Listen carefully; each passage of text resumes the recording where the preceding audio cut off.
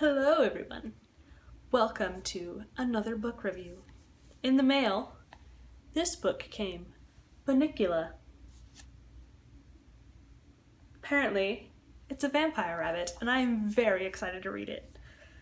So, I right off the bat read the editor's note, and it intrigued me, because apparently this is a true story written by a dog who changed the name of the family to protect them.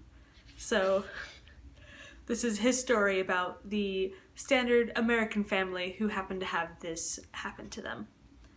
And I thought this book came out around like 2000 something, because my siblings had read it, but not me. And no, this came out in 1979.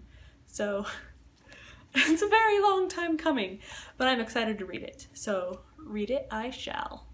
Alright, so tonight I read Bunnicula, the first of the series, and I gotta say, I did enjoy it. It was very fun.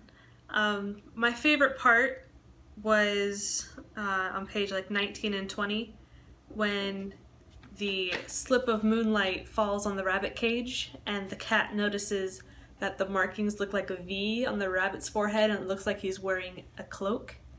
And then the cat had been reading The Fall of the House of Usher, and so his mind was a little bit more in the dark scary, and so he also thought he could hear gypsy violins. I thought perhaps a caravan was passing by. So I really liked that little bit of ambiance, like the violin playing and the cloak and the moonlight was very nice, and the horror of finding white vegetables was very whimsical. I did enjoy the writer's voice, the author voice, the writing style. It was told from the perspective of a dog who was friends with a cat, and they are part of a family of 2 kids and 2 parents.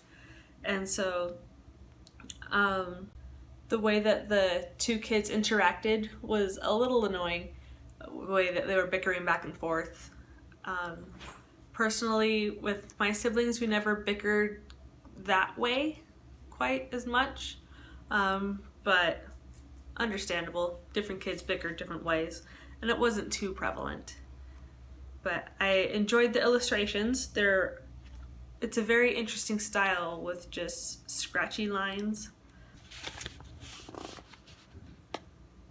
So if you look close, it's just a bunch of little lines. But yes,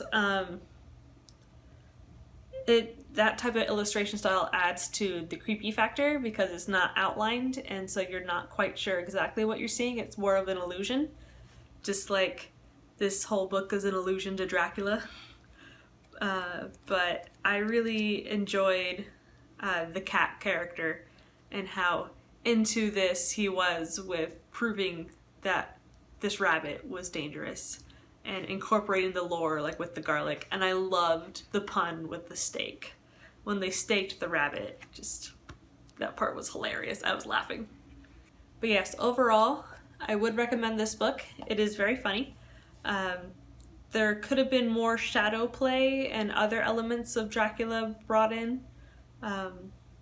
They brought in like the sleeping through the day and the garlic keeping them at bay, but they didn't do a lot of like the shadows. They kept it more grounded in realism for a vampire rabbit children's book. Like the violins were diegetic. Like there was somebody actually playing a violin outside, which is why he thought he heard the gypsy violin. But I would have liked it to be a little bit more fantastical, especially with the shadows. But I enjoyed it. Could have a little bit more atmosphere, but for a children's book, it was pretty good and not too scary at all, and I enjoyed it. And there's my rabbit, who's not a vampire, I think. I don't know.